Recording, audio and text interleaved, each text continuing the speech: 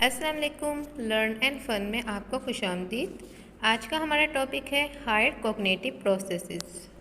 Cognitive مین knowledge and thinking, یعنی کہ جاننا، ادراک کرنا، یاد کرنا، تخیل سے کام لینا اور تخمینہ لگانے کا نام ہے۔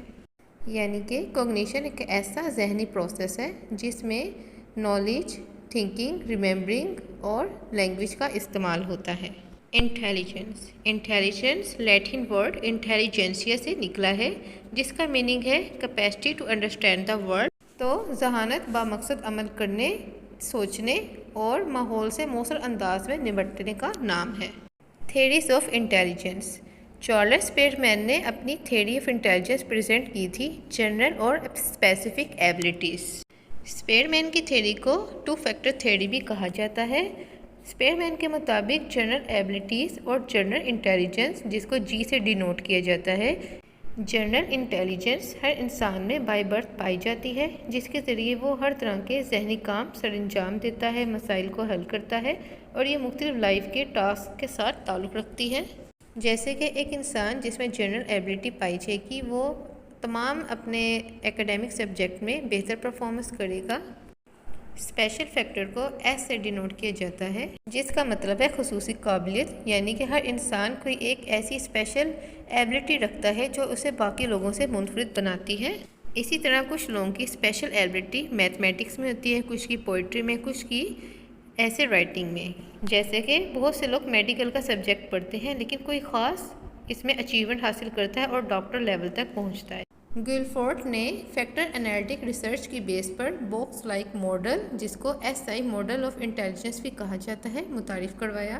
یہ ماڈل انٹلیکچوئل ٹریٹس کو 3 ڈائمینشنز میں پریزنٹ کرتا ہے، according to operations, content and products. Operation میں انسان سوچتا ہے، کنٹینٹ میں انفارمیشن لیتا ہے اور پروڈکٹ میں وہ نتیجہ دیکھتا ہے جو بھی اس نے ایکٹیویٹی کی تھی۔ گلفورڈ کی سربراہی میں ایک گروپ نے یونیورسٹی ساؤتھرن کیلیفورنیا میں تھرسٹن کے کام کو آگے بڑھایا تھا اور انہوں نے کم و بیش 120 قابلیتیں دی تھیں۔ ان 120 ایبلٹیز میں سے بہت سی انہوں نے ایبلٹیز پر ٹیسٹ بنائے تھے اور لوگوں پر کنڈکٹ کیے تھے، اور ٹیسٹ اسکور سے انہیں پتہ لگا کہ ایک انسان اگر ایک خاص ایبلٹی میں مہارت رکھتا ہے تو اس سے ملتی جلتی تمام ایبلٹیز میں بھی مہارت رکھتا ہے۔ جیسے کہ کوئی انسان لینگویج کے استعمال میں ماہر ہے تو وہ ووکیبلری میں بھی اچھا ہوگا، اور ایسے لوگ بہترین مصنف اور فلسفی ہوتے ہیں۔ اسی طرح جو انسان ہندسوں کی مہارت رکھتا ہے، ایسے لوگ ریاضی میں بہت قابل ہوتے ہیں۔ سائمن بائنر نے مینٹل ریٹارڈڈ بچوں اور نارمل بچوں کے انٹیلیجنس کو میئر کرنے کے لیے ایک ٹیسٹ بنایا، جس کا نام سائمن بائنر انٹیلیجنس اسکیل کہا جاتا ہے۔ اس سے پہلے ذہین بچے اور ڈل بچے دونوں ایک ہی اسکول میں پڑھتے تھے، لیکن ان کے لیے کوئی اصول نہیں تھا۔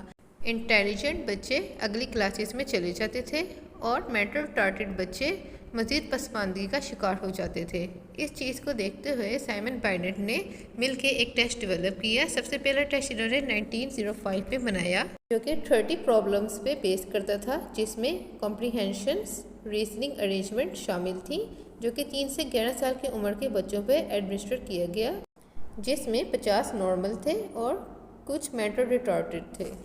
1908 میں اسکیل میں ترمیم کی گئی اور یہ 300 سے زیادہ کے سیمپل پہ اپلائی کیا گیا، جس میں پہلی دفعہ مینٹل لیول کو متعارف کرایا گیا، جس کے لیے مینٹل ایج کا ورڈ یوز کیا گیا۔ ذہنی عمر ایک بچے کی ٹیسٹ کے اندر کارکردگی کی بنا پر متعین کی جاتی ہے۔ آئی کیو کے فارمولے میں مینٹل ایج کو ڈیوائڈ کیا جاتا تھا کرونولوجیکل ایج سے، اور اس کو ملٹیپلائی 100 کر دیا جاتا تھا۔ 1911 کے اسکیل میں پھر ترمیم کی گئی۔ یہ وہ سال تھا جس میں بائنٹ کی ڈیتھ ہو گئی تھی۔ بائنے کے مطابق سیم کرونولوجیکل ایج کے بچوں کی مختلف مینٹل ایج ہو سکتی ہے۔ اگر 5 بچوں کی عمر سیم ہے، جیسے کہ 5 سال کے 5 بچے ہیں، تو کسی کی ذہنی عمر 4 سال کے بچے کے مطابق ہو سکتی ہے، کسی کی 8 سال کے بچے کے مطابق ہو سکتی ہے۔ ذہنی عمر کا تعین ٹیسٹ اٹیمپٹ کرنے کے بعد اس کے رزلٹ پر ہوتا ہے۔ 1911 کے اسکیل میں مزید ترمیم کی گئی، یعنی کہ ریویژن کی گئی، اور اسے ایڈلٹ لیول تک بنا دیا گیا۔ یہ وہ سال تھا جس میں بائنے کی ڈیتھ ہو گئی تھی۔ 1916 میں بائنے کے کام کو ٹرمن نے آگے بڑھایا۔ اس نے مزید اس کے اندر چینجز کی۔ اسکیل کو 1000 امریکن چلڈرن اینڈ 400 ایڈلٹس کے اوپر ایڈمنسٹر کیا گیا۔ 1916 کے اسکیل میں آئی کیو کا تصور بھی شامل ہے۔ 1937 کے اسکیل میں ٹرمن اینڈ میریل نے جو بھی پرابلم اسکیل میں آ رہی تھی اس کو 1937 میں ری موڈیفائی کیا۔ اس میں ایک طرح کے 2 ٹیسٹ یوز کیے گئے تھے، ایل اینڈ ایم۔ یہ فارم 1.5 سال سے 18 سال کے اڈلٹس کے لیے یوز کیا گیا تھا۔ ایل اینڈ ایم فارم کو بہت اپروول ملا تھا۔ 1960 میں ایک فارم بنا دیا گیا بجائے 2 فارم استعمال کرنے کے، تاکہ یہ وقت کے تقاضے، فیشن، کسٹم اینڈ انوینشن کو پورا کر سکے۔ 1972 کے اسکیل کے اندر 2100 سیمپل لیا گیا، جس میں وائٹ اینڈ بلیک ہر ایج کے بچے شامل تھے۔ اس کے معیار کو مزید بہتر کیا گیا۔ سیمپل کی کارکردگی اس میں بہت اچھی رہی اور اس کی وجہ mass media literacy, education level تھا اور پرنٹر سٹائل۔ 1985 میں مزید اس کی ترمیم کی گئی اور یہ اتنے کم عمر بچوں پر بھی ایڈمنسٹریٹ کیا گیا جو بولنا تک نہیں جانتے تھے۔ ویکسلر انٹیلیجنس اسکیل، یہ 1939 میں ڈیولپ کیا گیا۔ بائنیٹ انٹیلیجنس اسکیل کے ڈرا بیکس کو دور کرنے کے لیے یہ اسکیل بنایا گیا۔ بائنیٹ انٹیلیجنس اسکیل میں مسئلہ یہ تھا کہ بچوں والے آئٹمس بھی بڑوں کو فل کرنے کے لیے دے دیے جاتے تھے، تو اس کے اندر یہ ڈرا بیک دور کیا گیا۔ اس کے اندر ایک تو پوائنٹ اسکیل یوز کیا گیا اور پرفارمنس اسکیل کے آئٹمس بنائے گئے۔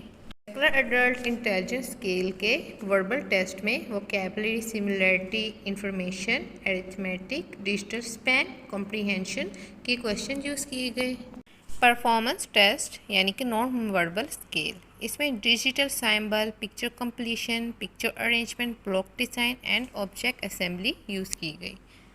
ویسکلر نے بچوں کے لیے بھی انٹیلیجنس ٹیسٹ بنایا تھا جس کو وسک کہتے ہیں۔ یہ آزمائش 5 اور 15 سال 11 ماہ کی عمر کے بچوں کی ذہانت کی میئرمنٹ کے لیے بنائی گئی تھی۔ اس میں پوائنٹ اسکیل یوز کیا گیا۔ وکس میں بھی verbal and performance test use کیے گئے تھے۔ اس کی ریویژن 1974 میں کی گئی، جس میں عمر کا درجہ 1 سال بڑھا کر اسے 16 سال 11 ماہ اور 30 دن کر دیا گیا۔